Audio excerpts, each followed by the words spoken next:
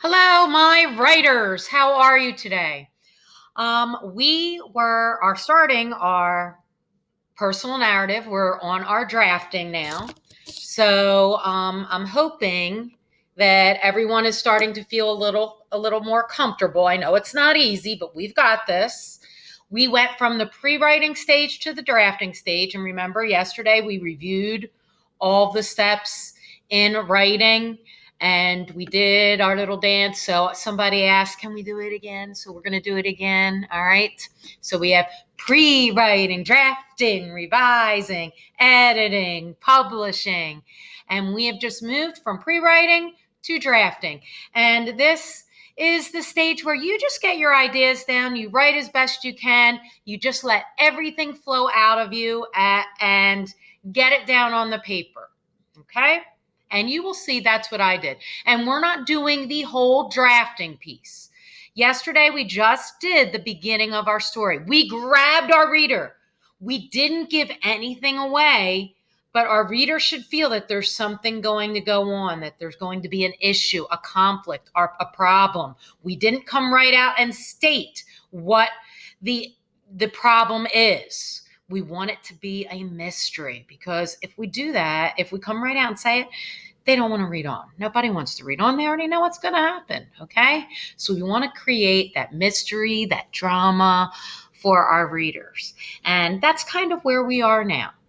I'm going to take you back. Let's see. To, I think this is the right slide. Hold on. You know, I'm not the techie one. You know what? It isn't. So now we have to go back. I'm going to take you back to my mountain plot. All right. And yesterday, when I was presenting, I told you that we were going to grab the reader. So we were basically just kind of starting with our situation or our inciting incident, not exciting, something that kind of the action that kind of gets the ball rolling.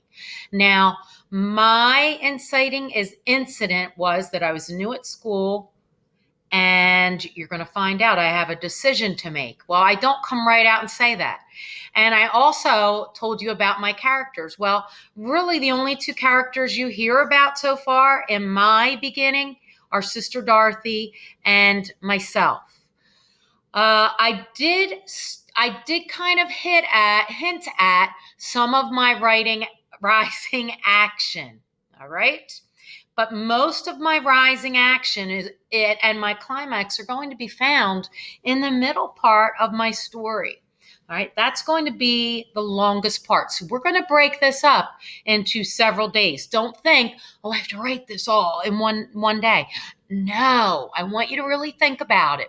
And we're using sensory details and we're creating a lot of emotion, and we want that roller coaster kind of effect in our story. We want rises and falls and feelings. We want transitions from happy to sad to angry to curious. And we're not going to come right out and state that. The reader's going to pick up on it from the little clues that we leave, the sensory details, the figurative language. Okay? So I'm going to click back to the other slide. So that was my beginning, and I'm going to quickly go over my beginning again just so you can see. So my beginning or my introduction was, my first week as the new girl at St. Jude's was going well, or so I thought. Create drama there. I was making friends, and I was actually fitting in with some pretty cool kids. I was on the basketball team, and I was ahead in all of my classes. Well, that's not really true. I was ahead in everything except math. I was pretty clueless when it came to math, but it really wasn't my fault.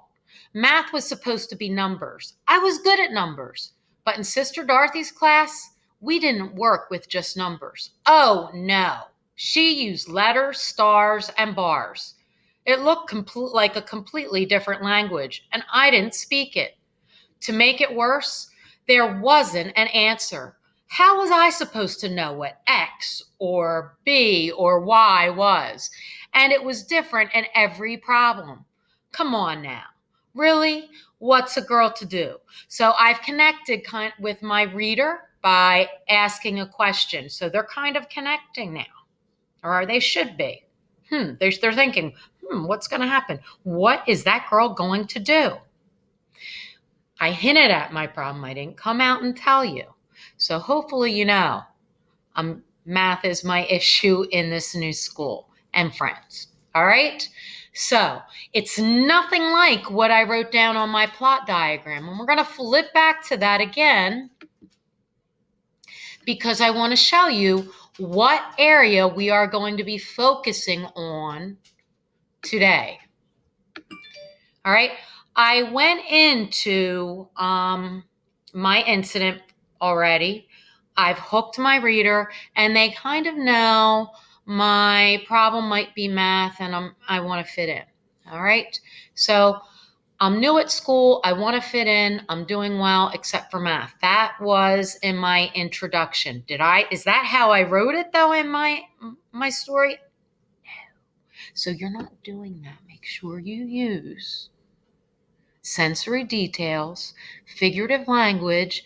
Use your tools. Take them out. If you don't have them in your tool belt, put them in there. I've been reminding people, print out your plot diagram. Print out the sensory details that we did. It will help you as you're writing.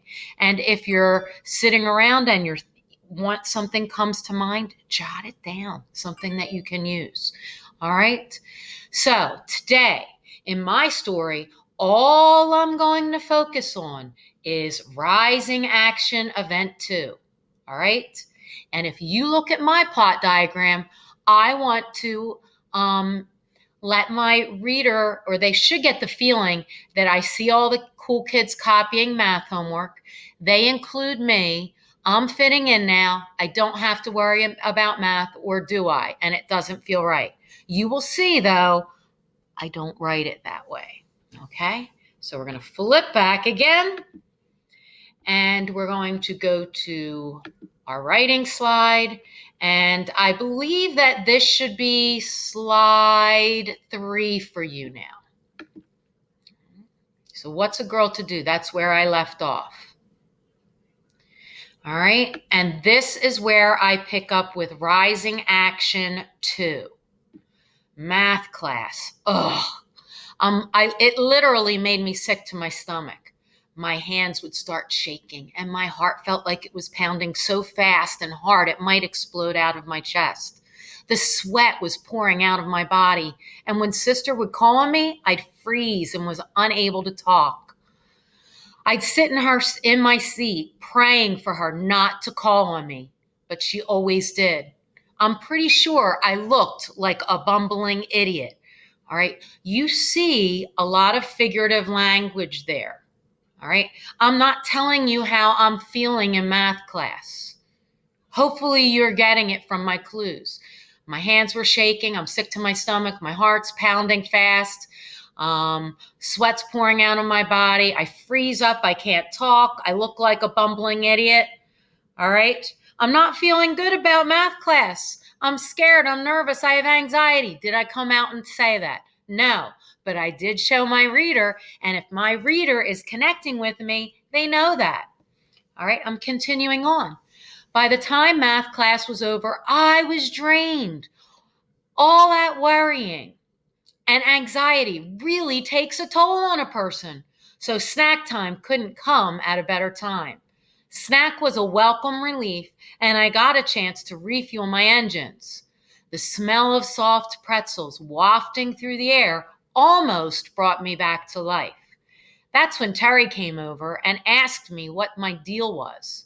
You look a little green around the gills. Are you going to be okay for tonight's game? Terry asked with a worried expression. All right, now in this paragraph, you see, I was in the first paragraph for Rising Action 2, I was showing you how tense I was. As soon as math is over, I kind of am starting to relax. It's snack time. If you know anything about me, I like to eat. I like snack time. All right. It almost makes me feel totally better, but not quite. And my friend comes over and asks me a question. Now you have to be careful. I used a little dialogue here. All right. But I just let her talk. You'll see in the rest of my story, I'm not using dialogue. I don't want diarrhea of the dialogue. Be very careful with that. Your story should not be all dialogue. You need to use a lot of figurative language, sensory details. Oh, and you will see, I have been leaving my mistakes in here, not because I want it to look bad, just because when we get to those stages in writing, I want to show you how we'll address that, okay? Nobody's perfect.